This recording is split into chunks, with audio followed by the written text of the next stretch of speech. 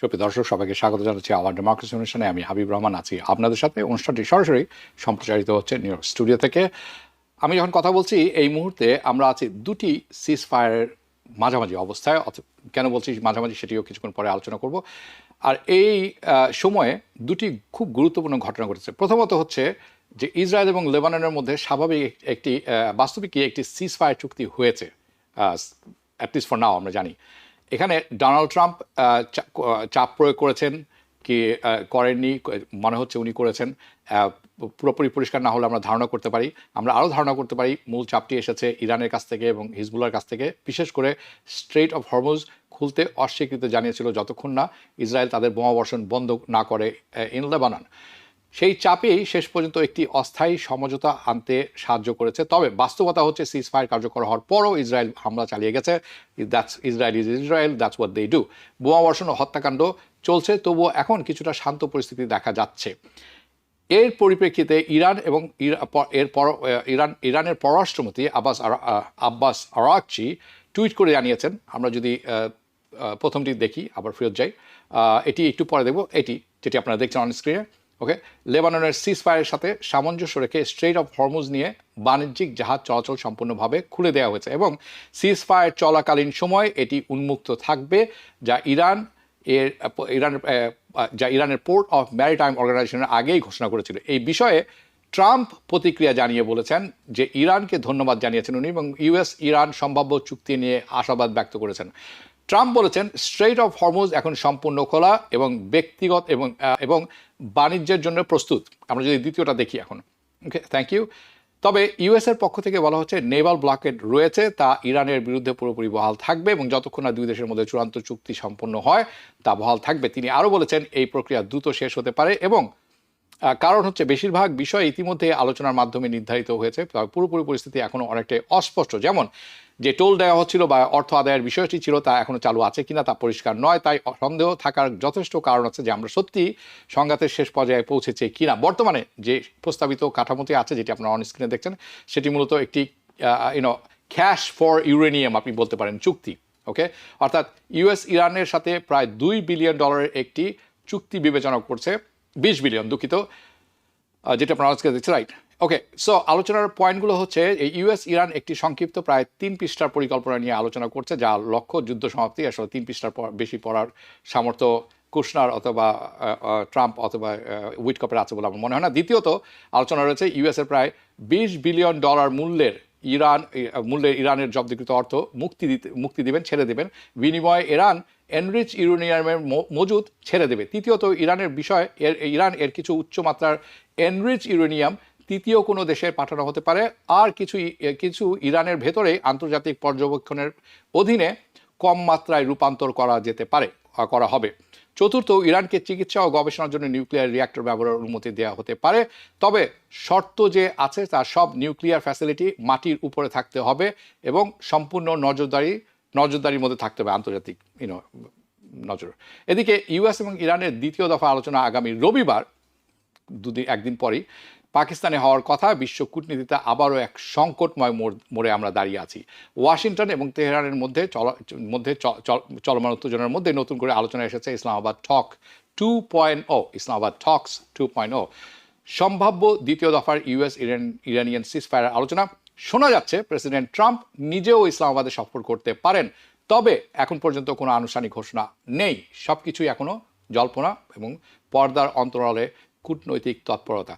গত সপ্তাহে ইসলামাবাদে অনুষ্ঠিত প্রথম দফার আলোচনা, যা প্রায় 21 ঘন্টা ধরে চলে, কোনো চূড়ান্ত চুক্তি ছাড়াই শেষ হয়েছিল, সেটি আপনারা সবাই জানেন। মূল বিরোধ যেখানে রয়ে গেছে সেটি হচ্ছিল কি ইরান এবং এর নিউক্লিয়ার প্রোগ্রাম এবং ইউরেনিয়াম ইনরিচমেন্ট এবং স্যাংশন রিলিফ নিয়ে। তবে গুরুত্বপূর্ণ বিষয় হলো আলোচনা ভেঙে পড়েনি, তখনও সম্পূর্ণ ভেঙে পড়েনি, বরং নতুন করে আমরা এখন যেখানে দাঁড়িয়ে আছি সেই মোড়ে চলে এসেছে এখন। এই প্রেক্ষাপটে পাকিস্তান এখন বিশ্ব কূটনীতির কেন্দ্রবিন্দুতে ইসলামাবাদ নিজেকে একটি নিউট্রাল গ্রাউন্ড হিসাবে প্রতিষ্ঠা করেছেন, গুরুত্বপূর্ণ প্লেয়ার হিসাবে, যেখানে ওয়াশিংটন এবং তেহরান সরাসরি বা পরোক্ষভাবে কথা বলতে পারছে। এটি পাকিস্তানের জন্য বড় একটি কূটনৈতিক সাফল্য বলে অনেকেই মনে করছেন, যদিও এখানে এই আলোচনাটি এখনও অত্যন্ত নাজুক। অন্যদিকে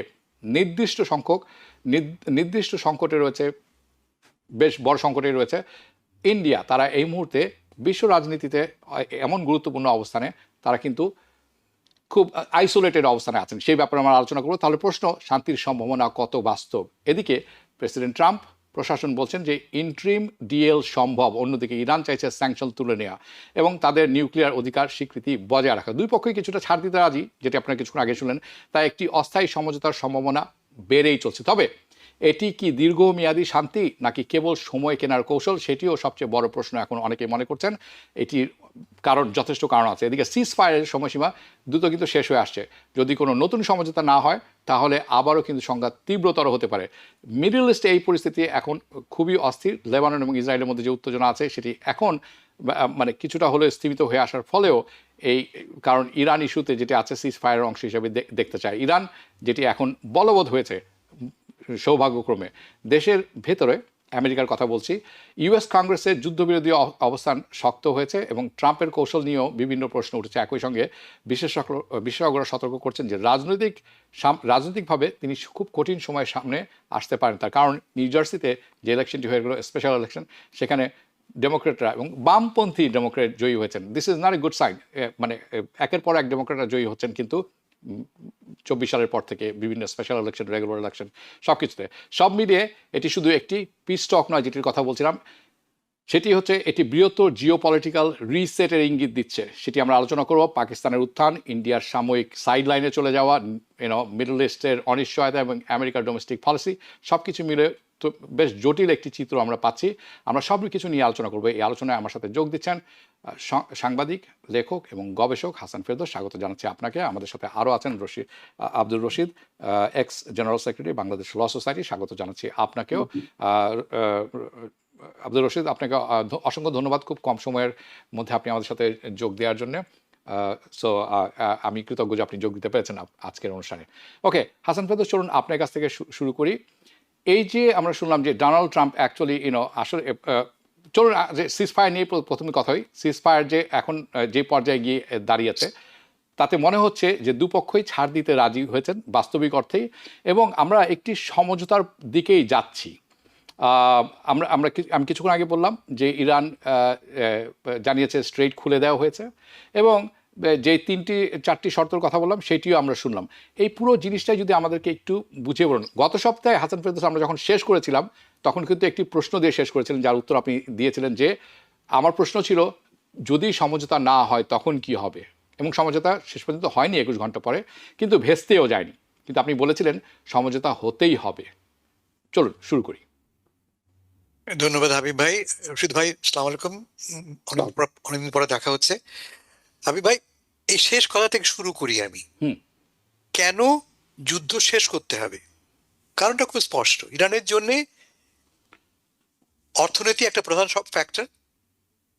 ইরানকে ব্লকেট করে রেখেছে। ইরান থেকে আমরা জানি যুদ্ধের সময় সিজ ফায়ারের সুযোগে এবং তার আগেও স্যাংশন তুলে নেওয়াতে ইরান বেশ ভালো পরিমাণ তেল রপ্তানি করতে পেরেছে, মূলত চায়নাতে। কিন্তু এখন ব্লকেট করে ফেলেছে। দুমুখেই মার্কিন যুদ্ধ জাহাজ অবস্থান নিয়েছে, যার ফলে ইরান থেকে কোনো জাহাজ আর কোনো তেলবাহী জাহাজের বেরোতে পারছে না। মূল লক্ষ্য হচ্ছে ইরান অর্থনীতি গলা টিপে মেরে ফেলা। আমেরিকা বুঝতে পেরেছে ইরানকে মিলিটারিলি বিট করা যাবে না, উইক করা যাবে, পর্যুদস্ত করা যাবে, কিন্তু ইরানকে নিঃশেষ করা যাবে না, এটা বুঝতে পেরেছে মার্কিন যুক্তরাষ্ট্র। কিন্তু মার্কিন যুক্তরাষ্ট্র না জিতে, ট্রাম্প সাহেব না জিতে ফিরেও আসতে পারেন না। তাকে একটা ভিক্টরি অর্জন করতেই হবে, otherwise it will be politically suicidal for him. তিনি যদি ব্যর্থ হয়ে ফিরে আসেন, তার জন্য রাজনৈতিকভাবে এটা একটা একদম আত্মহত্যা সামিল হবে। ফলে তাকেও একটা যুদ্ধ জয়ের পথ খুঁজতে হবে। ইরানের জন্য কেন আমি বললাম সিজফায়ার প্রয়োজন, তাকে সার্ভাইভ করতে হবে ইকোনমিক্যালি। মানুষের খাওয়ার পয়সা নেই। আজকে রিপোর্ট দেখছিলাম, লোকে আলু কিনতে পারছে না বাজারে। যারা অর্থবান তাদের ক্ষেত্রেও একই সমস্যা, বাজারে খাদ্য নেই, কারণ ইম্পোর্ট করতে পারছেন না তো আপনি। ইরান বলছে তারা ল্যান্ড স্থলপথ ব্যবহার করে ইম্পোর্ট করছে, কিন্তু এত বড় একটা দেশকে স্থলপথ দিয়ে আপনি কতটা প্রয়োজন মেটাবেন? ফলে সংকটটা খুব তীব্র আকার ধারণ করেছে। এই অবস্থায় ইরানের জন্য দ্রুত শান্তিতে পৌঁছানো খুব প্রয়োজন। একইভাবে আমেরিকার জন্য দুরকম সমস্যা। একটা হচ্ছে অর্থনীতি, তেলের দাম আমরা প্রতিদিন ফিল করছি। আমাদের তেলের দাম $2.52 থেকে এখন $4.10-15 পৌঁছেছে। লম্বা ব্যবধান দেখেন, তফাৎ কত দেখেন সাধারণ আমেরিকার জন্য। আর তেলের দাম বাড়া মানে প্রতিটি দ্রব্যের দাম বেড়ে যাওয়া সারা বিশ্ব জুড়েই। যেটা আমরা এখনো টের পাই তা হচ্ছে যে এই সংকটের কারণে আফ্রিকাতে এবং এশিয়াতে সারের অভাব ঘটবে, ম্যানুয়ার, সার, ফার্টিলাইজারের। এবং ফার্টিলাইজার অভাব মানেটা কি? আগামী মৌসুমে আমরা খাদ্য সংকটে পড়ব। বাংলাদেশে দেখছি আমরা সার নেই, সার ইম্পোর্ট করা হয়, পর্যাপ্ত করা হয়নি। কারণ আমরা নর্মালি এক সিজনের জন্য তৈরি থাকি, এখন আমাকে 2 সিজন ম্যানেজ করতে হচ্ছে। আমাদের তেল নেই কেন? আমাদের রিজার্ভ মাত্র 15 দিনের। এবং শুধু আমাদের না, ফিলিপিন্সের, বার্মাতে, মানে পৃথিবীর সমস্ত অধিকাংশ দেশে দেখতে পাচ্ছি আমরা, ইউরোপ ছাড়া, আমেরিকা ছাড়া, সর্বত্রই সংকট। এই সংকটের মুখে এটা একটা সমস্যা ট্রাম্পের জন্য, ইকোনমি। 2 নম্বর পলিটিক্যাল। এই যুদ্ধটা আমেরিকা অত্যন্ত আনপপুলার। আমেরিকার 1/3 লোক পছন্দ করছেন এই যুদ্ধটা। ট্রাম্পের বেসটাকে বলি আমরা 1/3, 33% মনে করা যায়। সেই 33%-এর মধ্যেও দেখা যাচ্ছে যে একটা বড় অংশ এই যুদ্ধকে সাপোর্ট করছে না। এই সপ্তাহে ট্রাম্প সাহেব গেছেন কোথায়? টার্নিং পয়েন্ট ইউএসএ, চার্লি কার্কে, সেই বিখ্যাত ইয়াং রাইটিসদের প্রোগ্রাম। সেখানে গতকাল জেডি ভ্যান্স গিয়েছিলেন এবং জেডি ভ্যান্সকে সরাসরি লজ্জার মুখে পড়তে হয়েছে, বু করা হয়েছে তাকে। তার মানে যুদ্ধটা has become very unpopular in America. পরে একটা সেফ পেস সেভিং ফর্মুলা ট্রাম্পকে বের করতে হবে, একটা এক্সিট, বারবার বলেছি আমরা, একটা অফ রাম বের করতে হবে আমরা। সেই অফ রামটা এসছে পাকিস্তানের মাধ্যমে। কিন্তু আপনারা জানেন যে জেরেড কুশনার আর উইটকফ যে জেডি ভ্যান যে একদিনে চুক্তি করে ফেলবে, এটি ইম্পসিবল। গত চুক্তি, যে চুক্তিটা করা হয়েছিল 2015 সালে বাইডেনের সময়, ওবামার সময়, 18 মাস, একটানা 18 মাস নেগোশিয়েট করতে হয়েছিল। 70 দিন জন কেরি হোটেলে বসেছিলেন। আর সেখানে আপনি এক রাতের মধ্যেই 21 ঘন্টা মিটিং করে চুক্তি করে ফেলবেন, ইটস ইম্পসিবল। যেটা হয়েছিল ইসলামাবাদে গত সপ্তাহে, একটা বেসিক ফ্রেমওয়ার্ক সম্বন্ধে এগ্রিমেন্ট হয়েছিল। কিন্তু কিন্তু ইরানের পররাষ্ট্রমন্ত্রী বলেছেন যে যখন আমরা প্রায় সিদ্ধান্তে পৌঁছে গেছি, ঠিক তখন একটা ফোন আসে। ফোনটা কার? নেতানিয়াহুর ফোন, ইসরায়েলের প্রধানমন্ত্রী। এবং সেই ফোনের পরেই পুরো খেলা বদলে গেল। মিটিং শেষ হয়ে গেল, ঘরে ফিরে এলাম আমরা। কিন্তু ঘরে ফিরে আসার পরেও তো কম্পালশন থাকে, কিভাবে আমি বিকল্প পথ খুঁজে পাবো। এবং এ কাজে নেতৃত্ব দিয়েছে, মূলত লিড দিয়েছে পাকিস্তান। পাকিস্তানের আর্মি চিফ আসিম মুনির একটা বড় ভূমিকা পালন করেছেন। তার সাথে ট্রাম্পের ব্যক্তিগত সম্পর্ক আছে, তার সাথে সৌদি আরবের, ইরানের ব্যক্তিগত সম্পর্ক আছে। এবং তিনি ইনফ্যাক্ট এই মুহূর্তে তিনি ইরানে আছেন। পাকিস্তানের প্রধানমন্ত্রী কাতারে আছেন, গালফ কান্ট্রিগুলিতে ঘুরে বেড়াচ্ছেন। তারা চাপ দিচ্ছে পেছন থেকে, মূলত আমেরিকার নির্দেশেই চাপটা আসছে। আমি একটা এক্সাম্পল, ইন্টারেস্টিং কথা বলি আপনাকে। আমি পাকিস্তানের প্রধানমন্ত্রী একটি এক্সে একটা স্টেটমেন্ট দিয়েছিলেন যে আলোচনা চলবে বলে। সেই এক্সের স্টেটমেন্ট লেখা ছিল ড্রাফট। সেই ড্রাফট লেখাটা সহজ কিন্তু এক্সে পোস্ট করা হয়। ড্রাফটটা কে করে দিয়েছিল? ড্রাফট তো আর নিশ্চয়ই শাহবাজ শরীফ করেননি, ওয়াশিংটন থেকে এসছে। ওয়াশিংটন থেকে বলা হচ্ছে পাকিস্তানের প্রধানমন্ত্রীকে, ভাই এই কথাটা বলো কি, যেন এখনো পথ আছে খোলা। পথটা কার জন্য প্রয়োজন? ট্রাম্প সাহেবের জন্য প্রয়োজন। ফলে আপনার প্রশ্ন উত্তর দিচ্ছি আমি, yes, both sides need piece, তাদের ওন পলিটিক্যাল সার্ভাইভালের জন্য। সে কারণেই ডিসপাইট অল দ্য কন্ট্রাডিকশনস, দুই পক্ষ থেকে উল্টো পাল্টা কথা বলা হচ্ছে। একটু আগে শুনলাম আমরা, ট্রাম্প সাহেব বলছেন সব হয়ে গেছে, চুক্তি হবে। আর ঠিক তার পরপরই ইনফ্যাক্ট ট্রাম্পের স্টেটমেন্ট 17 মিনিট পরে ইরানের পররাষ্ট্রমন্ত্রী বলছে ট্রাম্প সাহেব একদিনে 7 কথা বলেন, 7টাই মিথ্যে কথা বলেন। ইরানের পররাষ্ট্রমন্ত্রী 7টাই মিথ্যা। এই যে আমি 4টি পয়েন্ট তুলে ধরলাম, এটিও এসেছে কিন্তু মানে আপনার ট্রাম্পের কাছ থেকে, যখন এটি দিয়েছেন তারপর পরে আরেকটা পোস্ট করেছেন, কিন্তু ব্লকেড কিন্তু অব্যাহত থাকবে। মানে it's very confusing what is happening. হ্যাঁ, তবে আপনি চট করে সংক্ষেপে বলি, আমি একটা বেসিক আন্ডারস্ট্যান্ডিং দুপক্ষ থেকে শুনতে পাচ্ছি আমরা। কি আন্ডারস্ট্যান্ডিংটা? 1 নম্বর আন্ডারস্ট্যান্ডিং হচ্ছে যে ইরান সম্মত হয়েছে নির্দিষ্ট সময়ের জন্য ইউরেনিয়াম এনরিচ করবে না। জি, এইটা সম্মত হয়েছে। প্রথমে ইরান বলছে 5 বছর, আমেরিকা বলছে 20 বছর। একটা মাঝামাঝি সিদ্ধান্ত তারা পৌঁছবে, এক নম্বর। 2 নম্বর, মানে 1 নম্বরটা হচ্ছে ইরানের কনসেশন, আর 2 নম্বর আমেরিকা বলছে স্যাংশন তুলে নেবে।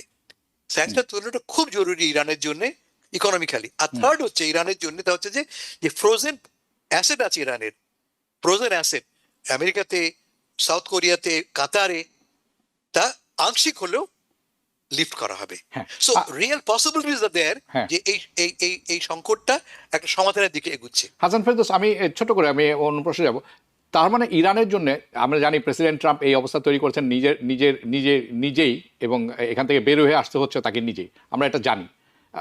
কিন্তু আমরা যদি ইরানের পক্ষ থেকে দেখি, ইটস এ হিউজ উইন যদি স্যাংশন উঠে যায় ইরানের, এবং ইরান যদি নর্মালি ফাংশন করতে পারে, তাহলে কিন্তু এটা huge huge win for Iran. এবং এই দাবিটি কিন্তু অনেক বড় একটি দাবি। আমি আসছি পরবর্তীতে, আমরা আরও বিস্তারিত আলোচনা করবো এ ব্যাপারে। আমি আব্দুর রশিদ যাচ্ছি আপনার কাছে। হাসান ফেরদৌস বলছিলেন যখন আলোচনা চলছিল তখন একটি ফোন এসেছিল, ফোনটি হচ্ছে নেতানিয়াহু, আই কল হিম সেতেনিয়াহু, যার সেতেনিয়াহুর হাত রক্তে রঞ্জিত, তার বৃদ্ধ শিশু, মানে সাধারণ মানুষ, তার হাতে রঞ্জিত। It's not only him, Ben Gvir, Smotrich, there all Zionist, তাদের হাত রক্তে রঞ্জিত, এবং তারা রক্ত ছাড়া, রক্তের উন্মাদনা ছাড়া বাঁচতে পারেন না। এবং তাদের একটা বড় প্ল্যান আছে, মানুষের মূল্য সেখানে কোনো জীবনের কোনো মূল্য নেই। যার কারণ আমরা দেখছিলাম এই ইরান আমেরিকার যুদ্ধে, আমেরিকাকে টেনে এনেছে ইরান, এটা সবাই দুঃখিত, আমেরিকাকে এই যুদ্ধে, ইরানের সাথে যুদ্ধে টেনে এনেছে ইসরায়েল তাদের স্বার্থ সিদ্ধির জন্য, কারণ একা সে পারবে না। দ্বিতীয় হচ্ছে এই সুযোগে তারা দক্ষিণ লেবাননে আক্রমণ করে দক্ষিণ লেবাননে অনেকখানি জায়গা দখল করে নিয়েছেন, এবং 3-4টি village completely, when I say village it's cities, okay, আপনি মনে রাখবেন দর্শক, ধ্বংস করেছেন। এবং তাদের প্ল্যান হচ্ছে এখান থেকে তারা নড়বেন না। এবং এখন সেখানে একটা সিজ ফায়ার হয়েছে, যেই সিজ ফায়ারে কোনো মতেই নেতানিয়াহু রাজি ছিলেন না, এবং তাকে সম্ভবত খুব বেশি চাপ প্রয়োগ করেছেন ডোনাল্ড ট্রাম্প, যার কারণেই আমার মনে হয় এটি রাজি হচ্ছে। কারণ চুক্তির শর্ত ছিল একটি, যে লেবাননও কিন্তু এই সিজ ফায়ারের অন্তর্ভুক্ত। তো এটি একটি বড় স্টিকিং পয়েন্ট হয়েছিল। এখন আমরা দেখতে পাচ্ছি যে আজকে আমি যতদূর শুনলাম এখন পর্যন্ত যে সিজ ফায়ার শুরু হয়ে গেছে। এই অবস্থাতে হাউ ডু ইউ সি, আমরা জানি লেবাননের যে মানুষজন আছে তারা হিজবুল্লাহকে পছন্দ করে না, কিন্তু এই যুদ্ধের কারণে হিজবুল্লাহ ইজ ভেরি পপুলার নাও। এখন তারা মনে করেন যে হিজবুল্লাহর প্রয়োজন আছে। লেবানন যে কারণে আক্রমণ করেছিল, যে হিজবুল্লাহকে এখান থেকে বের করতে হবে, তাকে নিরস্ত করতে হবে, এই কারণটি কিন্তু ব্যাহত। কিন্তু তারা এই সিজ ফায়ারের পরে বলছেন আমরা যেখানে আছি এখানে থাকবো, এখানে সরবো না। এই সিজ ফায়ার কি আসলে কোনো কাজে আসবে, নাকি এটি মাত্র একটি সময় ক্ষেপণের ব্যাপার হয়ে দাঁড়িয়েছে, যে কোনো সময় আবার রক্তপাত শুরু হবে? ধন্যবাদ আপনাকে এবং আপনার মাধ্যমে দর্শকদেরকে এবং শ্রোতাদেরকে। আচ্ছা, আমি বলে রাখি, যেটা আপনি নেতানিয়াহু সম্পর্কে যেটা বললেন, দেখেন, Israel has the history to cross or violate the ceasefire more than 15,000 times in history. তো এখন আপনি যে লোকটার কথা বললেন, blood in hand, he is a rightist man, এবং তিনি কিভাবে করে, he is a corrupted man too, এবং তিনি শুধুমাত্র জাতীয়তাবাদী চেতনাকে মানে মানে উস্কে রেখে তিনি এতদিন ধরে প্রায় ইসরায়েলকে শাসন করে আসছেন। এবং যেটা আপনি আপনার একটু আগে আপনি উল্লেখ করলেন যে লাস্ট টেলিফোন কল, অর্থাৎ যখন কোনো কিছু ভালো হয় তখন গ্রুপে একটা সবসময় দুষ্ট মানুষ থাকে না, ইসরায়েল সবসময় সেই নেতানিয়াহু সেই দুষ্ট মানুষের ভূমিকাটা পালন করে। কারণ সে কখনোই চায় না যে ওই অঞ্চলে একটা যুদ্ধবিরতি দীর্ঘস্থায়ী হোক, বা একটা কমপ্লিট আন্ডারস্ট্যান্ডিং এর মাধ্যমে একটা ভায়াবল কোনো একটা এগ্রিমেন্ট হোক, so that the people in that part of the world can live peacefully and all neighbors can live peacefully and with security with each other. এটা কখনো ইসরায়েল হতে দেয় না। If you see the history of Israel last 70 years after the initiation of this country, আপনি দেখবেন যে ceasefire বরাবরই Israel একটা প্লে কার্ড হিসেবে ইউজ করেছে। দেখেন, আপনি যেটা বললেন যে লেবাননে তারা অনেকটা ভূখণ্ড দখল করেছে, কিছুগুলো গ্রামগুলোতে আমরা ভিডিও দেখলাম একদম কমপ্লিটলি সব বাড়িঘর অবলিটারেট করে দিয়েছে, এবং সেখানকার আবহাওয়া পর্যন্ত পরিবর্তন হয়ে গেছে, এত পরিমাণে বম্বিং করা হয়েছে এই গ্রামগুলোতে এবং গাজাতে কিংবা লেবাননে। তো এখন কথা হচ্ছে যে সিজ ফায়ারটা হচ্ছে কি একটা পজ, একটা, এর মানে কি আমি কোনো কিছুতে এগ্রি করতেছি, তারা কিন্তু কোনো কিছুতে এগ্রি করার মতো কথা কিন্তু এখনো পর্যন্ত বলেনি। তাদের যে ইতিহাসটা সেটা হচ্ছে যে সিজ ফায়ার কার্ডটাকে তারা সবসময় ইউজ করে ল্যান্ড গ্র্যাবিং এর কাজে, অর্থাৎ তাদের যে গ্রেটার ইসরায়েল, তাদের যে পরিকল্পনা বা জায়নিজমের যে গ্রেটার ইসরায়েলের যে কনসেপ্ট, সেটাকে বাস্তবায়ন করার জন্য তারা অলরেডি ফিলিস্তিন ভূখণ্ড অনেকখানি দখল করেছে, গাজাকে ছোট করতে করতে একবারে কর্নারে নিয়ে গেছে, লেবানন তারা দখল করবে, সিরিয়ার ব্যাপক অংশ তারা দখল করে আছে, এরপর হয়তো ভবিষ্যতে সিনাই অঞ্চলে মিশরের দিকে তারা ধাবিত হবে, সেদিকে অঞ্চল দখল করবে এবং তারা সেই প্রমিস ল্যান্ডটাকে তারা মানে তারা বাস্তবায়ন করে ছাড়বে। এটা তো আমরা 70 বছর ধরে তাদের অ্যাক্টিভিটিস এর মধ্যে দিয়ে দেখে যাচ্ছি। এখন কথা হচ্ছে যে লাস্ট 30 ইয়ার্স পর্যন্ত তারা এই চেষ্টা আরো তীব্রভাবে চালিয়ে আসছে। বা দ্য প্রবলেম ইজ এই চেষ্টা বাস্তবায়ন করার জন্য তাদের সবচেয়ে বিশ্বস্ত একজন বন্ধু দরকার ছিল। তারা চেষ্টা করেছে ওবামাকে দিয়ে কাজ করানোর, তাকে চেষ্টা করেছে তারা জো বাইডেনকে দিয়ে কাজ করানোর, কিন্তু তারা পারেনি। কিন্তু তারা বরাবরই অপেক্ষায় থাকে, কারণ তাদের লবি বা এই প্যাক্ট এখানে খুবই স্ট্রং। এবং আপনি জানেন যে 82% বোথ রিপাবলিকান ডেমোক্র্যাট যারা ল মেকার্স আছে, যাদেরকে আমরা কংগ্রেসে পাঠাই, তারা কোনো না কোনো ভাবে এই প্যাকের আর্থিক সহযোগিতা নিয়ে থাকে, যে সহযোগিতা মিনিমাম পর্যন্ত $125,000। এই জন্য ইসরায়েল বিষয়ে যদি কোনো প্রস্তাব পার্লামেন্টে আসে, 80% টাইম এই প্রস্তাবগুলো পার্লামেন্টের মধ্যে পাস হয়। তাই এখান থেকে আমরা বুঝতে পারি যে ইসরায়েলের লবি এবং ইসরায়েল এই প্যাকের ইনফ্লুয়েন্স প্রত্যেকটা ডলারের কত স্ট্রং এই দেশের মধ্যে। সুতরাং তারা জানে যে এই দেশটাকে আমরা যেই ক্ষমতায় আসুক না কেন আমরা তাকে কাজে লাগাবোই। কিন্তু এক্সট্রিমলি কাজে লাগানোর জন্য তারা খুঁজছিল যে আমরা কাকে পাবো, কখন পাবো। এবং এই টাইমিংটা ব্যাটে বলে মিলে গেছে আমাদের ডোনাল্ড ট্রাম্পের সেকেন্ড টার্মটা, যার ফলে তারা ডোনাল্ড ট্রাম্পকে they drag into the war and to satisfy that. দেখেন যুদ্ধ যখন ইরান এবং আমেরিকার মধ্যে ক্রমাগতভাবে চলছে, তারা কিন্তু তাদের ল্যান্ড গ্র্যাবিং প্রসেসটা কিন্তু কন্টিনিউ করে গেছে। এবং এখন যখন 10 দিনের মাত্র সিজফায়ার এগ্রি হয়েছে, তারা ল্যান্ডটাকে ছাড়ছে না, ল্যান্ড পর্যন্ত তারা কিন্তু দখল করেই আছে। সিজফায়ার মানে হচ্ছে যুদ্ধ আপাতত বিরতি, দেখা যাক কি কথাবার্তা হয়। সিজফায়ার তারা মানে কোনো ভায়াবল একটা চুক্তি লেবাননের সাথে তারা কখনো যাবে না। অতীতে গিয়েছিল, সেই চুক্তি লঙ্ঘন করেছে। তাদের চুক্তি ফিলিস্তিনিদের সাথে ছিল, সেটা লঙ্ঘন করেছে। তাদের চুক্তি আরেক দেশের সাথে সিরিয়ার সাথে ছিল, সেখানে তারা লঙ্ঘন করেছে। তাদের চুক্তি লঙ্ঘন, চুক্তি সিজফায়ার তো খুব ঠুমকো ব্যাপার, তারা তো চুক্তি মানে না। সুতরাং এখানে ইসরায়েল কোনো মতেই চাবে না যে এখানে একটা চুক্তি হোক, যে চুক্তির মাধ্যমে তাদের উদ্দেশ্য বাস্তবায়ন না হোক। হাওয়েভার এখন আমরা একটা প্রেডিক্ট করতে পারি যে দেখেন এই যুদ্ধের মধ্যে দিয়ে আমরা এক্সস্টেড হয়ে গেছে। আমাদের প্রেসিডেন্ট মনে ছিল 3 থেকে 4 সপ্তাহের মধ্যে যুদ্ধ শেষ করবেন, কিন্তু সেটা হয়নি। এর ফলে সারা পৃথিবীতে, যেটা হাসান ফেরদৌস ভাই বললেন, সারা পৃথিবীতে যে অর্থনৈতিক অস্থিরতা তৈরি হয়েছে, দেশগুলো মধ্যপ্রাচ্যে বা হরমুজ প্রণালী থেকে এনার্জির উপর যারা ডিপেন্ডেন্ট, ইনক্লুডিং বাংলাদেশ, ফিলিপিন, মায়ানমারের মতো দেশগুলোর আপনি দেখবেন যে কি ত্রাহি অবস্থা। এলএনজি গ্যাসের বিশাল সংকট সারা পৃথিবীর একটা বিশাল ইম্প্যাক্ট পড়েছে। একদিকে আমেরিকার আস্থা এবং বিশ্বাসের উপরে মানুষের আস্থা হারানো শুরু করেছে। দেখেন ইউরোপ পর্যন্ত আমেরিকা থেকে সরে গেছে। আপনি ইটালিয়ান প্রাইম মিনিস্টারকে যদি দেখেন, তারা ইসরায়েলের সাথে একটা চুক্তি, একটা যুদ্ধ চুক্তি থেকে তারা সিকিউরিটি একটা চুক্তি থেকে বের এসছে, কারণ ওখানকার মানুষ চায় না যে এই যুদ্ধ চলুক। তারা সম্পূর্ণ কমপ্লিটলি ইসরায়েলের এই অ্যাটিটিউডের বিপক্ষে। নট অনলি দ্যাট, আপনি দেখেন এই আমাদের আমেরিকাতে কি হয়েছে, যেখানে জানুয়ারি মাসেও ডেমোক্র্যাটদের সমর্থন ছিল সিনেট পদের জন্য মাত্র 33%, সেটা কিন্তু বেড়ে এখন 54% এই মুহূর্তে যখন আমরা কথা বলছি। এর মানে কি, গত দিন জেডি ভ্যান্স এবং ডোনাল্ড ট্রাম্পকে আমরা যেখানে দেখলাম চার্লি কার্কের প্রোগ্রামে, সেখানে যেভাবে তাদেরকে বু করা হয়েছে, এর মানে কি স্বয়ং রিপাবলিকানরা কিন্তু এই যুদ্ধের পক্ষে না। এখন ডোনাল্ড ট্রাম্প যেটা হয়ে গেছে, সেটা না বুঝে হটকারির মতো একটা ইনসেইন একটা অ্যাকশনের মধ্যে দিয়ে তিনি এইভাবে বেঞ্জামিন নেতানিয়াহুর কথা শুনে যুদ্ধে জড়িয়ে গেছেন। এখন তিনি হারে হারে বুঝতে পারছেন যে এটা ঠিক হয়নি, এটা আসলে একটা ধ্বংসাত্মক ব্যাপার হয়ে গেছে, not only for the American people but for all over the world. এখন এখান থেকে বেরিয়ে আসতে হবে। বেরিয়ে আসার জন্য, যেটা হাসান ফেরদৌস ভাই যেটা বললেন, আমি একমত, একটা ছুতো খুঁজতে হবে, একটা ভিক্টরি দেখাতে হবে, একটা ভালো কিছু পজিটিভ দেখিয়ে এখান থেকে বের হওয়ার। এটা একটা অ্যাগ্রেসিভ, দেখেন এই যে আপনার আলোচনাগুলো হচ্ছে, এটা কিন্তু অ্যাগ্রেসিভ ইউনিলেটারলি একটা আলোচনা কিন্তু হচ্ছে। আমেরিকায় শুধু পার্টিসিপেট করছে, এখানে কিন্তু আদার স্টেক হোল্ডারদেরকে, রাশিয়া কিংবা চায়না কিংবা ইউরোপিয়ান ইউনিয়ন কিংবা জাতিসংঘ, তাদেরকে কিন্তু ইনক্লুড করা হচ্ছে না। অর্থাৎ এখান থেকে এই অ্যাগ্রেসিভ একটা সিজফায়ার থেকে যদি আমরা কোনোভাবে একটা ভিক্টরি নিয়ে একটা এগ্রিমেন্ট তৈরি করে যদি ডোনাল্ড ট্রাম্প বেরোতে পারে, সেটা ভালো হবে রিপাবলিকানদের জন্য। আদারওয়াইজ ডোনাল্ড ট্রাম্পের এই ইনসেইন অ্যাকশনের কারণে রিপাবলিকানদের একটা বড় ভরাডুবি হতে যাবে সামনের মিড টার্ম ইলেকশন। এটাই আমার প্রেডিকশন। হাসান ফেরদৌস, যাচ্ছি আপনার কাছে। কিছুক্ষণ আগে আমরা কথা বলছিলাম, আপনি উল্লেখ করেছেন হালকা করে যে ইসলামাবাদ টক্স 2.0। সো আমরা শুনছি যে ডোনাল্ড ট্রাম্প সেখানে যাবেন। আসলে কি উনি এখানে যাবেন কিনা, যে ইসলামাবাদ 2.0, যে এটা কি শুধু স্পেকুলেশন, জল্পনা কল্পনা, নাকি আসলে কোনো স্ট্র্যাটেজি, একটি সিগন্যাল? এবং আপনি ব্যক্তি হিসাবে কতখানি আশ্চর্যিত হয়েছেন এটা শোনার পরে, এটি একটি প্রশ্ন। দ্বিতীয় প্রশ্ন হচ্ছে, পাকিস্তানের কিন্তু হঠাৎ করে তাদের স্ট্যাচুর যেটা আছে, সেটা অনেকখানি বেড়ে গেল বলে অনেকেই বলছেন। সে জেনুইনলি তারা কিন্তু এমার্জ করছে as a credible global mediator. তো এটা কিন্তু মানে এটা একটি এটির significance in terms of Jio politics আমাদেরকে কি একটু যদি বুঝিয়ে বলেন।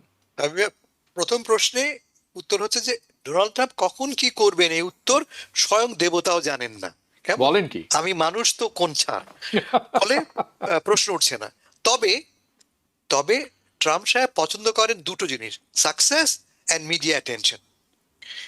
যদি সত্যি সত্যি একটি চুক্তি হয় এবং সেই চুক্তি দিয়ে স্বাক্ষর করতে পারেন, he will grab the opportunity এক মুহূর্তে, বিনা দ্বিধায়। কারণ সারা পৃথিবী নজর থাকবে তার উপরে। জি। ফলে ইয়েস, যদি সত্যি সত্যি একটু আগে আমরা বললাম একটা ফ্রেমওয়ার্ক ড্রাফট করা হয়েছে, দুপক্ষই প্রাথমিকভাবে সম্মত হয়েছে, এবং সেটা যদি স্বাক্ষরিত হয় ইসলামাবাদে রবিবার হোক সোমবার হোক যখনই হোক না কেন, ট্রাম্প উইল ট্রাভেল, এতে আমার কোনো সন্দেহ নাই।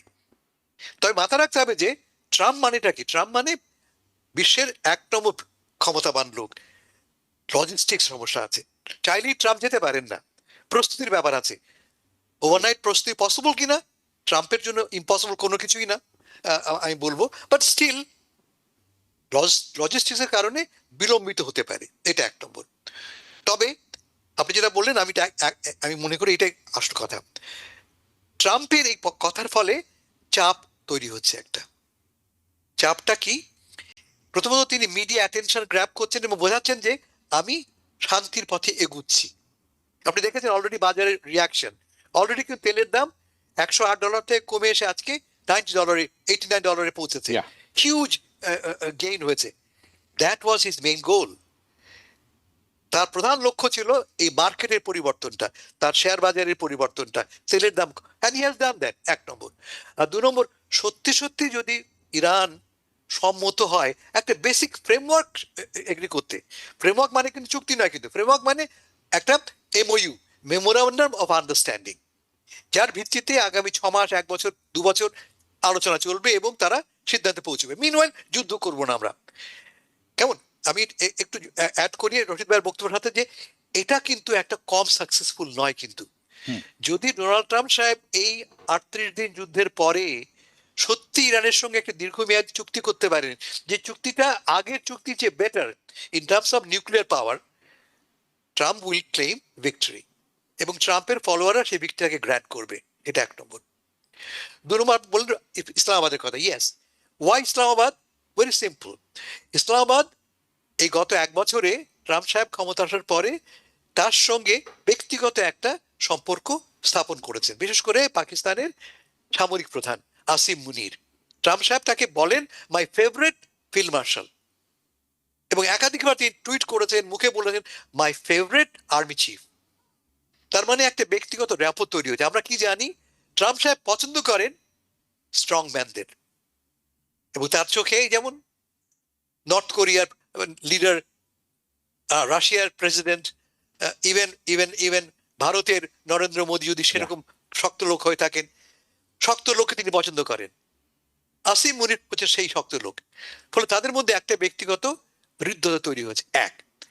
দু নম্বর, পাকিস্তানের সাথে কিন্তু এই অঞ্চলের দেশগুলির দীর্ঘদিনের পুরনো সম্পর্ক। আপনার মনে থাকতে পারে 60s পাকিস্তান, ইরান এবং টার্কি মিলে তৈরি করেছিল RCD, regional cooperation for development নামে, আঞ্চলিক উন্নয়নের লক্ষ্যে একটা সংগঠন, যা কিন্তু আসলে সিয়াটো সেন্টার অফশুট ছিল। আমেরিকার প্রস্তাবে, এই নির্দেশেই, পরামর্শই আরসিডি করা হয়েছিল আমেরিকার ইন্টারেস্টকে অ্যাডভান্স করবার জন্য। বাট স্টিল এর মাধ্যমে এই 3 দেশের মধ্যে কিন্তু একটা ঘনিষ্ঠ সম্পর্ক গড়ে ওঠে, যেটা এখনো বিদ্যমান। ফলে প্লাস আর একটা ইন্টারেস্টিং ব্যাপার হচ্ছে যে ইরান, পাকিস্তানের সঙ্গে কিন্তু সৌদি আরবের সামরিক চুক্তি আছে, ভেরি সিগনিফিকেন্ট। ফলে সৌদি আরবের সাথেও পাকিস্তানের একটা দীর্ঘদিনের গভীর বহুমাত্রিক সম্পর্ক আছে। এই যে কেমিস্ট্রিটা দেখতে পাচ্ছি আমরা, multi layered chemistry, that deeply help Pakistan এই মধ্যস্থতাকারী ভূমিকা পালন করতে। এর ফলে আপনি ঠিকই বলেছেন, সবচেয়ে বিপদে পড়েছে কে? ভারত। ভারত আপ্রাণ চেষ্টা করেছে পাকিস্তানকে তুচ্ছতাচ্ছিল্য করতে, পাকিস্তানকে বিশ্বে একটা পারায়া স্টেট বানাতে, একটা পরিত্যক্ত দেশ বানাতে। কিন্তু সামহাউ এবং খুব ক্লেভারলি এই বর্তমান সরকার, পাকিস্তানের বর্তমান সরকার, স্পেশালি মিলিটারি গভর্নমেন্ট এবং ট্রাম্প সাহেব থাকার কারণে এই মুহূর্তে রাজনৈতিক মধ্যমঞ্চে তারা আবির্ভূত হয়েছে। Huge political victory for Pakistan. Yeah, অসংখ্য ধন্যবাদ। আব্দুল রশিদ, যাচ্ছে আপনার কাছে। আমরা শুনলাম যে পাকিস্তানের পাশ্চার বা দ্য সিগনিফিকেন্স কতখানি বেড়ে গেল জিও পলিটিক্স, এবং অনেকেই বলছেন যে এর ফলে পাকিস্তান অনেক লাভবান হবে অর্থনৈতিকভাবে, কারণ আপনি যে সম্পর্ক গড়ছেন জিসিসি দেশগুলোর সাথে এবং ইরানের সাথে তাদের একটি পাইপলাইন ছিল যেটি 2010 সালে করা হয়েছিল এবং সেটি কিন্তু স্যাংশনের কারণে বন্ধ ছিল। এখন সেটিও খুলে গেলে তাদের কিন্তু অর্থনৈতিক অবস্থা অনেক পরিবর্তন হবে, এবং এই পাইপলাইনটি চীনের জন্য অত্যন্ত গুরুত্বপূর্ণ। সো তাদের স্ট্যাচুর মানে পাকিস্তানকে শুধু ইরানকেই সমঝোতায় আনতে হয়নি, বোঝাতে হয়নি, বা আমেরিকাকে বোঝাতে হয়নি, এই গলফ দেশগুলোকেও কিন্তু সৌদি আরব সহ সবাইকেই কিন্তু বোঝাতে হয়েছে যে কোনটা আসলে করা উচিত, এবং শেষ পর্যন্ত তারা কিন্তু এখানে যেতে পেরেছেন। ইটস এ হিউজ ম্যাটার আমি মনে করি। সেটা হাসান ফেরদৌস যেমন বললেন, India try to downplay, actually insulting টোনে, খুবই ইনসাল্টিং টোনে, যেটি নরেন্দ্র মোদীর গভর্নমেন্টের পক্ষেই সম্ভব। আমি সব ইন্ডিয়ানদের কথা বলবো না, কারণ আমি অনেক ইন্ডিয়ানদের চিনি, আমি প্রতিদিনই কথা হয় আমার। This is the Modi government is crazy. যদি সেতেনিয়াহু হয়ে থাকেন, Modi is an idiot, there is no question. এইভাবে কোনো মানে একটা দেশের প্রধান, একজন, দুটি জিনিস যখন অজ্ঞ মূর্খ দেশের প্রধান হয়ে যায়, একটি হচ্ছে এখানে আর একটা হচ্ছে ইন্ডিয়াতে, তাহলে কিন্তু আমরা সর্বনাশ হতে বাকি নেই। এবং ইন্ডিয়ার কিন্তু সর্বনাশ হয়ে গেছে। জিডিপি করার কথা ছিল তাদের, মানে ওয়ার্ল্ডে 4th ইকোনমি হওয়ার কথা ছিল জাপানকে বিট করে, সেখানে তারা এখানে 6 নম্বর অবস্থানেও যেতে পারছেন না। বা এটা শুধু পরিসংখ্যান, বর্তমান অবস্থা মানে সত্যিকার অর্থ আমরা সবাই জানি। এনিওয়ে, এই যে ইন্ডিয়া এখন সাইডলাইন হয়ে গেল, দে আর বেসিকলি নোওয়্যার, তাদের সিগনিফিকেন্স খুবই খারাপ। মোদি, ট্রাম্প যতই বলুন না কেন মাই ফ্রেন্ড মোদি, উনিকে অনেক শাস্তি দিয়েছেন ইন্ডিয়াকে এবং মোদিকে, বিশেষ করে আদানিকে, হ্যাঁ, একেবারে প্যাদানি দিয়েছেন। তো এই যে রিজনাল প্রায়োরিটি চেঞ্জ হয়ে গেল, you know, is it simply a tactical exclusion for a specific negotiation, না এর কি একটি লং টার্ম ব্যাপারও আছে? আপনারা যেটি পোস্ট দেখছিলেন দর্শক, নিউ ইয়র্ক পোস্টের, যদি আমরা দেখতে পারি, this is from New York Post and it was done by AI, যেখানে শাহবাজ শরীফ and JD Vance and what's the other guy from Turkey, they're Iran, they're having fun and Modi is making tea. This is AI work, we all know that. This is from New York Times. This is not to humiliate him. This is the way things are progressing in some people's eyes. আমি আপনার কাছে শুনবো, is it a tactical exclusion or a specific negotiation এর বাইরে চলে গেলেন তারা এবং প্রায়োরিটির বাইরে? ধন্যবাদ।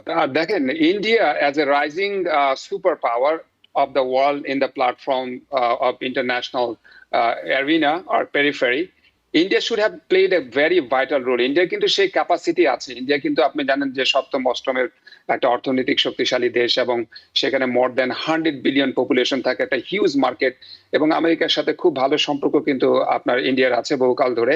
এবং ইন্ডিয়া একটা বলা যেতে পারে largest democracy of the world, এই কথা কিন্তু আমাদের ভুললে চলবে না। যদিও ওখানে ডেমোক্রেসি মাঝে মাঝে ব্যাড চয়েস হতে পারে, যেমন আমরা ব্যাড চয়েস এখানে আমাদের প্রেসিডেন্ট একজন পেয়েছি, তারাও একটা ব্যাড চয়েস, হয়তো একটা চাওয়ালাকে পেয়েছেন আপনি, যেটাকে বলছেন যে উনি খুব একটা মানে আনএডুকেটেড বা এডুকেটেড নয়। হাউএভার, তবে ইন্ডিয়া মানে as a progressive and liberal and the biggest Democratic country, তাদের কিন্তু একটা রোল প্লে করার সুযোগ ছিল। বাট মোদির ইন্ডিয়া কিন্তু কমপ্লিটলি ডিফারেন্ট। মোদি যেভাবে করে জাতীয়তাবাদী চেতনা বা হিন্দুত্ববাদকে সে উস্কানি দিয়ে এবং ক্ষমতায় থাকতে চায়, এবং ওখানে মাইনরিটিদের যে পরিমাণে মানবাধিকার লঙ্ঘন করা হয়েছে, এর কারণে কিন্তু আমরা বুঝতে পারি যে মোদি একটা ভালো লিডার না। ইভেন কি ডোনাল্ড ট্রাম্পের নামও উনি ঠিক মতো উচ্চারণ করতে পারেন না। একবার ইন্ডিয়া ডোনাল্ড ট্রাম্প গেছিল, আপনি হয়তো দেখেছেন, সেখানে এক মঞ্চের মধ্যে উনি ডোনাল্ড ট্রাম্প ভাবে যেভাবে উচ্চারণ করেন, মানে সত্যি হাস্যকর ব্যাপার। তবে হ্যাঁ, ইন্ডিয়া একটা রোল প্লে করতে পারতো, কিন্তু এখানে সেই রোলটা ইন্ডিয়া প্লে করতে পারেনি, পাকিস্তান পেরেছে। বিকজ পাকিস্তানের হিউজলি একটা ইম্প্যাক্ট রয়েছে মধ্যপ্রাচ্যের দেশগুলো। আপনি যদি মধ্যপ্রাচ্যের গাফ ভুক্ত দেশগুলো দেখেন, সেখানে কিন্তু পাকিস্তানিদের বিশাল একটা মানে শ্রম তারা ওখানে কিন্তু পাঠায়, এর মধ্যে দিয়ে একটা ইনকাম হয়। তাছাড়া একমাত্র আপনার পারমাণবিক শক্তিধর মুসলিম ওয়ার্ল্ডের মধ্যে কিন্তু পাকিস্তান। সুতরাং পাকিস্তান কিন্তু এই অ্যাডভান্টেজটা নিয়েছে একটা, মনে করেন যে একটা রোল প্লে করার জন্য, এবং বিশ্ব মঞ্চে তারা যেভাবে করে আমাদের হাসান ফেদুয়া বললেন যে একটা প্যারা স্টেট ইন্ডিয়া তাকে বানাতে চেয়েছিল, সেই জায়গা থেকে ঘুরে পাকিস্তান এমন একটা রোল প্লে করছে। আপনি দেখেছেন আরাকচি যেভাবে করে পাকিস্তানের প্রশংসা করেছেন তার কথাবার্তার মধ্যে, টুইটের মধ্যে। ইভেন আমাদের ডোনাল্ড ট্রাম্প প্রেসিডেন্ট, তিনিও কিন্তু আসিফ মনির এবং পাকিস্তানের প্রেসিডেন্টের খুবই ভূয়সী প্রশংসা করেছেন এই শেহবাজ সাহেবের। এবং এগুলোর মধ্যে দিয়ে আমরা দেখতে পারি যে যেই পাকিস্তানকে আমরা বহুদিন ধরে ভিন্নভাবে চিনতাম, পাকিস্তানকে আমরা বাংলাদেশিরাও কিন্তু খুব একটা ট্রাস্ট করি না, এবং বাংলাদেশিরাও কিন্তু খুব একটা পাকিস্তানকে পাত্তা দেয় না। পাকিস্তানের অর্থনীতি কিন্তু বাংলাদেশের চাইতেও খারাপ, এবং পাকিস্তানের অন্যান্য প্যারামিটার গুলো কিন্তু বাংলাদেশের চাইতে খারাপ, যা বলে আমরাও কিন্তু বহুদিন ধরে তাদেরকে নেগলেক্ট করে আসছি। অন্তর্বর্তীকালীন সরকার থেকে পাকিস্তানের সাথে আমাদের একটা ভালো সম্পর্ক সুবাতাস বইছে, যেটা এখনো পর্যন্ত চলছে। তবে হ্যাঁ, আন্তর্জাতিক মঞ্চে পাকিস্তানের এই ভূমিকাটা কিন্তু খুবই গুরুত্বপূর্ণ, কারণ পাকিস্তানের জিওগ্রাফিক্যাল অবস্থানটা যদি আপনি দেখেন, একদিকে তার চায়না, আরেকদিকে হচ্ছে মধ্যপ্রাচ্য। চায়নার সাথে তার ভালো সম্পর্ক, মধ্যপ্রাচ্যের দেশগুলো মুসলিম দেশ হওয়ার কারণে তার সাথে একটা ভালো সম্পর্ক তাদের তৈরি হয়েছে। On the other hand, India যেভাবে করে তার আশপাশের রাষ্ট্রগুলোকে শত্রু বানিয়ে রেখেছে, ইনক্লুডিং আমাদের মতো একটা দেশ যেখানে আমাদের সাথে ইন্ডিয়ার এত মিল, এত কিছু যায়, তারপরে আমরা তারা আমাদেরকে ভালো বন্ধু বানাতে পারলো না। তাদের অ্যাগ্রেসিভ অ্যাটিটিউডই আমরা সবসময় দেখি, আমাদের রাজনীতির প্রতি তাদের নগ্ন হস্তক্ষেপ দেখি। এসব কারণে কিন্তু আমরা তাদের ভালো বন্ধু না। ইভেন কি নেপাল, ভুটানের মতো দেশগুলো কিন্তু ইন্ডিয়ার ভালো বন্ধু না। তো ইন্ডিয়ার যে একটা রোল প্লে সুযোগ ছিল, ইন্ডিয়া সেখান থেকে ব্যর্থ হয়েছে, এবং ট্যাকটিক্যালি সে কিন্তু এই জায়গা থেকে, আপনি যেটা বললেন, সে কিন্তু এখান থেকে এক্সক্লুড হয়েছে, এবং এক্সক্লুড হওয়ার কারণে ইন্ডিয়া যেটা হলো সেটা হচ্ছে ইন্ডিয়ার মানুষের কিন্তু একটা বড় ধরনের হা উতাস তৈরি হয়েছে। আপনি অনেক ধরনের মকারি কিন্তু এখন সোশ্যাল মিডিয়া, টুইটারে দেখতে পারবেন ইন্ডিয়ার এই পজিশন নিয়ে করা হচ্ছে, যেটা আপনিও একটা দেখালেন যে এআই একটা মক আপনি নিজেও দেখালেন। তো আমার কথা হচ্ছে যে পাকিস্তান যদি তার এই ক্রেডিবিলিটিটা ধরে রাখতে পারে, পাকিস্তান যদি যেভাবে করে, আমরা দেখছি যে পাকিস্তানও কিন্তু বেশ এগ্রেসিভ এখানে একটা ভালো এগ্রিমেন্ট তৈরি হওয়ার পিছনে। আমরা পাকিস্তানের প্রধানমন্ত্রী প্লাস আপনার সেনাবাহিনীর প্রধান, তারা কিন্তু মধ্যপ্রাচ্যের দেশগুলো কিন্তু ঘুরছেন, তাদেরকে কনভিন্স করার চেষ্টা করছেন, কারণ এর সাথে পাকিস্তানের কিন্তু একটা বড় অর্থনৈতিক স্বার্থ এবং জড়িত, ইভেন কি সামরিক স্বার্থ জড়িত। সৌদি আরব সবচেয়ে বড় রাষ্ট্র হচ্ছে মধ্যপ্রাচ্যে, তার সাথে কিন্তু পাকিস্তানের একটা কিন্তু সিকিউরিটি ইম্প্যাক্ট অ্যাকর্ড রয়েছে, বা একটা চুক্তি রয়েছে, যে সৌদি আরব যদি আক্রান্ত হয় তাহলে কিন্তু ধরে নেওয়া হবে পাকিস্তানও আক্রান্ত হবে, তাই না? তো পাকিস্তান যে হেল্প, লজিস্টিক যে সাপোর্ট গুলো ওখানে তৈরি করেছে, এবং যে গ্রাউন্ড ওয়ার্কটা করে একটা আন্তর্জাতিক প্ল্যাটফর্মে নিজেদেরকে নিয়ে আসছে, এটা কিন্তু খুবই important. Not only important for Pakistan, but also important for the whole Muslim world, কারণ মুসলিম ওয়ার্ল্ডে এরকম একটা নেগোসিয়েটর কিন্তু আমরা আগে পাইনি, আমরা এখন পাচ্ছি, এবং এই ক্রেডিবিলিটিটা ধরে রাখা উচিত পাকিস্তানের। যদি পারে তাহলে এটা পাকিস্তানের জন্য ভালো হবে। ইজিপ্টকে দেখেছি বিভিন্ন সময়, not so savvy, but they tried. Anyway, আমি যাব পরবর্তীতে। কিন্তু আপনাকে বলি, ইন্ডিয়া চাইলেও এটি করা তাদের এই সমঝোতায় কাউকে আনা সম্ভব হতো না, কারণ তারা পক্ষ নিয়ে নিয়েছিল। না, আমি আপনাকে একটা কথা বলি, যখন আপনি খামেনি মারা গেছে, আপনি দেখেছেন ইন্ডিয়া যে তাদের যে একটা রাষ্ট্রনেতা মারা গেলে তাদেরকে একটা যে কন্ডোলেন্স দিতে হয়, এটা দিতেই তারা এক সপ্তাহ দেরি করেছে। নট অনলি দ্যাট, ইরানের একটা ফ্লিট গিয়েছিল আপনার ট্রেনিং এ একটা অংশগ্রহণ করার জন্য, যেটা ফিরে আসার সময় যখন ওটা টর্পেডো আঘাত করে যখন করা হয়, ধ্বংস করে দেওয়া হয় ভারত মহাসাগরে, ইন্ডিয়া কিন্তু তার সামান্যতম দুঃখ প্রকাশ কিন্তু ওই জাহাজকে তারা পুনরায় ফিরতেও দেয়নি বন্দরে, সেটি গিয়ে বন্দরে সেটিকে আশ্রয় দিয়েছিল শ্রীলঙ্কা, এবং শ্রীলঙ্কাকে তার প্রতিদানও দিয়েছে ইরান। কিন্তু ইট শোজ তাদের যে ডিপ্লোম্যাসি কতটা অপরিপক্ক। এবং আরো বড় কথা হচ্ছে, এই যুদ্ধের দুদিন আগে উনি কিন্তু ইসরায়েলে সফর করেছেন, নেতানিয়াহুর হাত ধরে বলেছেন this is his fatherland. I don't know how that's possible, but that's his fatherland. একটা শুধু কথা বলে, মোদি চেয়েছিল যে ইসরায়েলের সাথে ভালো সম্পর্ক ক্রিয়েট করে তার মাধ্যমে আমেরিকার সাথে একটা ভালো তৈরি করে, একটা অক্ষ শক্তি তৈরি করে ওয়ার্ল্ড এর মধ্যে, যে আপনার ইসরায়েল, ইন্ডিয়া প্লাস হচ্ছে আমেরিকা মিলে পৃথিবীতে একটা বড় সুপার শক্তি, একটা প্যাক তৈরি করা, কিন্তু সেখানে তারা ব্যর্থ হয়ে গেছে। One plus, I am not talking about the phone, India plus one. Okay, we'll talk about this more. Okay, আমি আরেকটি হাসান ফেরদৌস আপনার কাছে যাব। একটি লেখা আমার দৃষ্টি আকর্ষণ করেছে, সেটি হচ্ছে আপনি নিউ ইয়র্ক টাইমসকেও এটা এসেছে, সেটা আপনি বলছেন যে প্রেসিডেন্ট ট্রাম্প কি বদ্ধ পাগল কিনা, is E insane, is E dangerous, নাকি সে লুনাটিক। এটি যেমন আপনার কাছে আমি শুনবো এটা, এবং কারণগুলো শুনতে চাবো। আরেকটি ব্যাপার হচ্ছে, একই সময় আমরা দেখছি যে ডোনাল্ড ট্রাম্পের যে ডানপন্থী বন্ধুরা, বড় বড় সমর্থক, উনি যাদেরকে এন্ডোর্স করেছেন, একজন পরাজিত হয়েছেন ভোটে, ভিক্টর অরবানের কথা বলছি, হাঙ্গেরির, এবং জর্জিয়া মেলোনি ইটালির, যিনি ইসরায়েলের সাথে কোনো রকম সামরিক যেই চুক্তি আছে সব সাসপেন্ড করে দিয়েছেন। প্লিজ, এটি কি আমরা আসলে সামনে কি হতে যাচ্ছে রিপাবলিকান পার্টি বা ডানপন্থীদের, তার একটা আভাস দেখতে পাচ্ছি, নাকি অন্য কিছু? সো দুটি খুব গুরুত্বপূর্ণ বিষয় রইল আপনার কাছে। হাবিব ভাই, নিউ ইয়র্ক টাইম যেটা করেছে অবিশ্বাস্য, তা হচ্ছে প্রথম পাতায় দীর্ঘ একটা লেখা চেপেছে, জি, যে লেখার মধ্যে তারা প্রশ্ন করছে ডোনাল্ড ট্রাম্প কি সুস্থ মানুষ আছেন।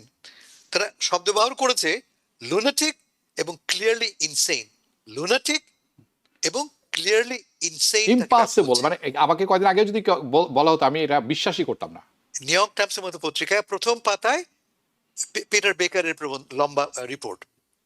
কারণটা কি?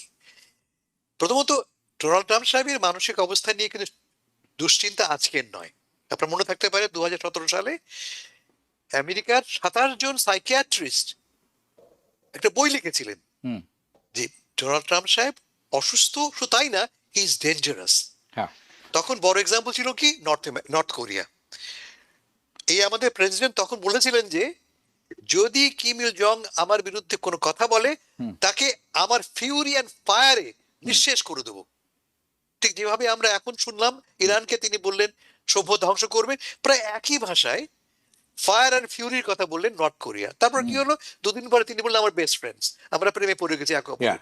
আই লাইক হিম, মানে নট অনলি দ্যাট, আমরা we love each other. You love each উনি আদার, কথা বলছেন, Yeah. লাভ লেটার্স লেখে আমরা একে অপরকে। and he called it তার মানে the little rocket man. একটা লোক কতটা মানসিকভাবে মানে ইমব্যালেন্স। সাম্প্রতিক ঘটনা কি ঘটেছে, হুম। প্রেসিডেন্ট ট্রাম্প আমেরিকার প্রেসিডেন্ট, তিনি বলছেন যে তিনি আগামীকাল মঙ্গলবার রাত 8টার সময় বোমা বর্ষণ শুরু করবেন। ইরানের রেল লাইন, সেতু, বিদ্যুৎ কেন্দ্র হুম। ধ্বংস করে দেবেন। all, ইরানের all সভ্যতা, all civilian infrastructure, যার বয়স 5000 বছর, হুম। আমেরিকা 5000 বছর আগে কি ছিল? right? অন্ধকারের দেশ ছিল Of একটা। course. সেই আমেরিকার প্রেসিডেন্ট হুমকি দিচ্ছেন যে তিনি একটি সভ্যতাকে ধ্বংস করে দেবেন। মাথায় রাখবেন যে এই হুমকি দেওয়াটা কিন্তু যুদ্ধ অপরাধ। সিভিলিয়ান টার্গেট লক্ষ্য করে বোমা ছোড়া যেমন অপরাধ, হুমকি দেওয়াটাও কিন্তু অপরাধ।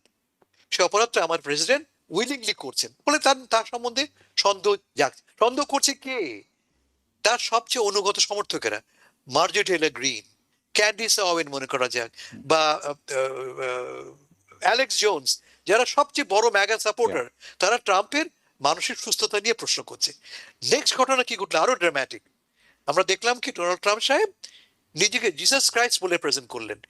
একটা এআই ক্রিয়েটেড ছবি তিনি বিলি করলেন, হ্যাঁ। যে ছবি তিনি জিসাস ক্রাইস্ট, যিশু খ্রিস্টের মতো মাথায় হাত রেখে একজনের সুস্থ করে তুলছেন। সেই পুরো জিসাস ক্রাইস্টকে আমরা যেমন দেখি, যে পোশাকে যেই ঐশ্বরিক আলো তার চারদিকে ছড়িয়ে থাকে, ঠিক সেরকম একটা ছবি তিনি ব্যবহার করলেন। কিন্তু মুখখানা শুধু ক্রাইস্ট নয়, মুখখানা ডোনাল্ড ট্রাম্প। এখন আপনি বলেন কোন সুস্থ মানুষ এটা করতে পারে? আচ্ছা, তারপরে কি করলেন তিনি, আরো ইন্টারেস্টিং, তিনি ওপেনলি ফাইট শুরু করলেন কার সাথে? পোপের সাথে। Yeah, very strange. এবং এটা কতটা ক্ষতিকর আপনাকে বুঝিয়ে বলি আপনাকে আমি। This is I want to hear from you.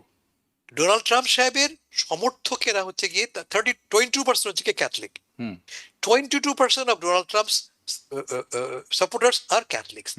এবং ক্যাথলিকদের মধ্যে 76% ভোট দেয় ডোনাল্ড ট্রাম্পকে। Yeah. ওভারঅল ক্যাথলিকদের মধ্যে 76%। এখন সেই ক্যাথলিকদের নেতা, রিলিজিয়াস লিডার পোপ, তাকে আপনি সরাসরি আক্রমণ করছেন। জেডি ভ্যান্স, যিনি সদ্য ক্যাথলিক হয়েছেন, তিনি বলছেন যে পোপ তার ক্ষেত্র অতিক্রম করে গেছেন, কেয়ারফুলি কথা বলবেন অ্যাবাউট থিওলজি। Yeah. তিনি পোপকে শিক্ষা দিচ্ছেন ধর্ম সম্বন্ধে। Yeah. Jerry Vance also said the same thing. Jerry Vance বলেছেন যে পোপের সতর্ক হওয়া উচিত, তিনি কি বলবেন? এখন আর ভাবুন আপনি, can you be holier than the pope? Yes. আপনি পোপের চেয়ে কি বড় ধার্মিক হতে Not পারেন? according to them, হওয়ার yes. চেষ্টা করছেন, হওয়ার Yeah. চেষ্টা করছেন দুজনই। হ্যাঁ। এবং অ্যাজ এ রেজাল্ট সন্দেহ যাচ্ছে এটা কেন করছেন। ডোনাল্ড ট্রাম্প সাহেবটা করে থাকেন, আমরা দেখেছি একবার দুবার নয়। তিনি এর আগে নিজেকে সম্রাট বানিয়েছেন, এর আগে তিনি যা খুশি তিনি করেছেন, এটা তিনি করেন। এক নম্বর তিনি মানসিকভাবে আনস্টেবল, Yeah. আর 2 নম্বর মিডিয়া অ্যাটেনশন গ্র্যাব করবার জন্য, কেমন। এবং সে কারণে প্রশ্ন হচ্ছে লোকটাকে আসলে সুস্থ। আমি যেটা You বললাম, know, আপনি একটা ভালো পয়েন্ট বলেছেন। আমি খুব চিন্তা করছিলাম এই ব্যাপারটা নিয়ে, যে এই লোক এই যে আবল তাবল কথা বলেই যান সবসময়, এবং মানুষ কিন্তু কেউ তার কথা বিশ্বাস করে না। উনি নিজেও আমার মনে হয় জানেন যে মানুষ বিশ্বাস করেন। উনি 8টি যুদ্ধ থামিয়েছেন, nobody believes it. He is the America has the best economic, what is the golden time of America. Nobody believes it. He doesn't believe it. আমি চিন্তা করছিলাম তাহলে এই লোক বলে কেন এই কথাগুলো, কারণটা কি? what, আমি পেয়েছি এটার উত্তরটা কি জানেন? উনি জানেন এই সমস্ত কথা মিথ্যা, বাট যখন এটা উনি বলেন, he controls the entire news cycle. He takes Habib ভাই, আপনি সাইনফেল্ড দেখছেন? কোন সাইনফেল্ড দেখেছেন show? সাইনফেল্ড 90s er every Seinfeld I saw, I watched. আচ্ছা, সাইনফিল্ডের ক্যারেক্টার ছিল, সেই ক্যারেক্টার যে মোটা লোকটা, সে বলছে যে, জর্জ if you হ্যাঁ George if you believe a lie it's not a lie. That is true. If you believe- I remember this phrase. Yes. If you believe a lie, it's not a lie. Donald not only that, আপনি একটা মিথ্যা কথা যদি বহুবার বলেন সেটা সত্যি না, হয়ে সেটা যাবে। তো সেটা তো অন্য জিনিস। আপনি বিশ্বাস আপনি যদি বিশ্বাস করেন যে এটা মিথ্যা কথা নয়, তাহলে এটা সত্য হয়ে গেল। Right, but I think he knows যে উনি কিন্তু নিউজ সাইকেলটা দখল করে রাখবেন যখন উনি মিথ্যা কথা, এবং আমি জানি উনি জেনে শুনে বলছেন কথা। It's all about the media. Okay, It's all about the আমি যাব আব্দুর রশিদ আপনার কাছে। আমরা নিউ জার্সিতে একটি ইলেকশন হয়ে গেল, স্পেশাল ইলেকশন। সেখানে আমরা ভোটার সেন্টিমেন্টের সিগন্যাল দেখতে পেলাম একটা। ওকে, ট্রেডিশনালি সেফ ডিস্ট্রিক্ট, বাট এখানে এনালিলিয়া মাহায়া উনি জয়ী হয়েছেন। বামপন্থী, ওনার জয়ী হওয়ার কথা নয়। এইটা আপনি কোন চোখে দেখেন? ট্রাম্প এবং রিপাবলিকানদের জন্য এটি কতখানি ভয়ঙ্কর বলে আপনি মনে করছেন? Mid term is here, the pay back is here, what are you watching please? শুধু মায় না, আপনি মিশিগানের দিকে যদি তাকান, মিশিগান যে আল সাইড নামে ওখানে একজন ক্যান্ডিডেট আছে, তার আপনি যদি উত্থান দেখেন জানুয়ারি ভার্সেস এই আপনার এপ্রিল মাসে, মানে এখন সে মানে 19% থেকে প্রায় 39% তার জনপ্রিয়তা ওখানে বেড়ে গেছে। এখন লেফটিস্টদের মানে জয় হচ্ছে। এটা শুধু তাই না, আপনি ইটালির কথা বলছেন, আমরা হাঙ্গেরির কথা বলতে পারি। হাঙ্গেরিতে কিন্তু নতুন যে প্রধানমন্ত্রী নির্বাচিত হয়েছেন তিনি কিন্তু লেফটিস্টই, এবং তার যে এর আগে যে ওখানকার প্রধানমন্ত্রী ছিল যিনি রাইটিস্ট ছিলেন এবং ডোনাল্ড ট্রাম্পের খুব ভক্ত ছিলেন, এবং তিনি 16 বছর ধরে ক্ষমতায় ছিলেন, তারও কিন্তু ওখানে পরিবর্তন হয়েছে। এখন আমরা দেখেন এই যে মানে ইকোনমি এবং এনার্জি শুধু গ্লোবাল একটা ইম্প্যাক্ট আছে, এটা শুধু আমেরিকাতেই না। আমেরিকা তো আমরা অবশ্যই, আমেরিকা কম্পারেটিভলি একটা শিক্ষিত সচেতন দেশ, এবং যেখানকার মানুষরা ডেমোক্রেসিতে খুব বিশ্বাস করে, এখানে মানুষরা খুব ডেলিবারেটলি বিশ্বাস করে চার্চ এন্ড পলিটিক্স এর separation of the power. Not anymore according to Trump and Jerry Vance. হ্যাঁ, তো এখানে আমরাই তো সারা পৃথিবীতে ডেমোক্রেসি, রুল অফ ল এবং মানবাধিকারের কথা তো আমরাই বলি, তাই না? সুতরাং আমরা সচেতন বেশি। সুতরাং এই যে যুদ্ধটা, এই যুদ্ধের যে ইম্প্যাক্টটা যেটা হলো, দেখেন তেলের দাম বেড়ে গেছে। আমি টমেটো কিনতে গেছিলাম গতকালকে, যে টমেটো আমরা কিনতাম $2 করে, সেটা $4.29। এখন আমি মানে ডবলের চাইতে বেশি, তাহলে অন্যান্য গ্রসারি প্রাইসও অনেক বেড়ে গেছে। আপনি বুঝতে পারছেন মানুষের পকেটে এটা কত বড় আঘাত করছে? এই আঘাত যদি চলতে থাকে। আব্দুর রশিদ, আপনি কি জানেন এই ভদ্রমহিলা যিনি জয়ী হলেন, উনি কিন্তু অনেক বড় সমালোচক ইসরায়েলের, তারপরে উনি জয়ী হয়েছেন। Please go on. হ্যাঁ, উনি ইসরায়েল এবং মিশিগানের যে আল সাইদ, তিনিও কিন্তু ইসরায়েলের খুব বড় সমর্থক, তারও কিন্তু জনপ্রিয়তা ওখানে বাড়ছে।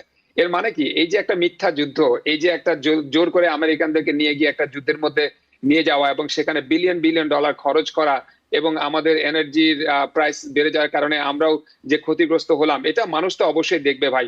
মানুষের পকেটে যখন আঘাত আসবে, মানুষ তো মিডিয়ার মাধ্যমে, সোশ্যাল মিডিয়ার মাধ্যমে প্রতিদিনকার খবর প্রতিদিনই কিন্তু পাচ্ছেন। আমি কিন্তু এই ফোনের মাধ্যমে সারাদিন আমি জবও করছি, প্রত্যেক আধা ঘন্টা 1 ঘন্টা পর কিন্তু আমি দেখছি কিন্তু সোশ্যাল মিডিয়া, টুইটার, ফেসবুক, সব নিউজ তো আমরা পাচ্ছি। এবং এই নিউজগুলোর মধ্যে দিয়ে মানুষের তো একটা নিজস্ব বিবেক আছে, চেতনা আছে, এর মধ্যে দিয়ে তো মানুষ একটা আউটপুট তৈরি করে। আপনি যখন ইনপুট নিবেন এই মেসেজগুলো, তখন তো আপনার বিবেক থেকে একটা ভিতর থেকে তাড়না আসবে, এবং এই তাড়নার কারণে ইউরোপ থেকে আমরা ছুটে যাচ্ছি আমেরিকায়।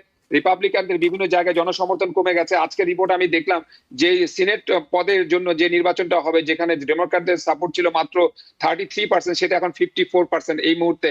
তো এর মানে আমরা কি বুঝতেছি যে এই যে দেখেন, এই কারণেই কিন্তু, যেটা আমি হাসান ফেরদৌস ভাইয়ের সাথে একমত, যে একটা কিন্তু ভায়াবল একটা কিছু কিন্তু আমরা মধ্যপ্রাচ্য থেকে পাবো। হয়তো ডোনাল্ড ট্রাম্প পাকিস্তানে যাবে, হয়তো একটা মেমোরেন্ডাম হতে পারে, হয়তো ফাইনাল একটা চুক্তি সাইন না করলেও একটা মেমোরেন্ডাম দীর্ঘদিনের একটা প্রস্তুতিমূলক একটা যদি সভা চলে, তাও ভালো। কারণ হচ্ছে আমরা নিতে পারছি না, এটা কেউ নিতে পারছে না। আমাদের অবস্থা তো আমরা নিতে পারছি। থার্ড ওয়ার্ল্ড কান্ট্রিগুলোর অবস্থা যদি আপনি দেখেন, যে নিউজগুলো আসছে, ওখানে কিন্তু একটা বিশাল ধরনের ন্যাচারাল ক্যালামিটি শুরু হতে যাচ্ছে, একটা দুর্ভিক্ষ শুরু হবে বিভিন্ন দেশের মধ্যে এই অবস্থা যদি চলতে থাকে। সুতরাং আমাদের এখান থেকে বের হতেই হবে, এবং সামনে ইলেকশনের জবাব আমাদেরকে দিতেই হবে। ওকে, থ্যাংক ইউ। আমি আসলে মামদানির কথা আলোচনা করতে চাচ্ছিলাম, কিন্তু আজকেও সময় হলো না। আমার প্রডিউসার আরো 5 মিনিট আগে থেকে বলছেন যে we are gonna kill you, so I don't want to be killed, I want to live. Hasan Ferdous এবং আব্দুর রশিদ দুজনের কাছে বিদায় নিচ্ছি। দেখা হবে পরবর্তী অনুষ্ঠানে। আপনারা ভালো থাকবেন। দর্শক, আপনাদের কাছ থেকে বিদায় নিচ্ছি। আশা করি অনুষ্ঠানটি ভালো লেগেছে। দেখা হবে পরবর্তী অনুষ্ঠানে। শুভরাত্রি। TBN 24 টেলিভিশন দেখতে আজই কল করুন 7187776556। লগ ইন করুন www.totalcablebd.com। নিউ ইয়র্ক থেকে সম্প্রচারিত TVN 24 টেলিভিশন বিশ্বজুড়ে বাঙালির কণ্ঠস্বর।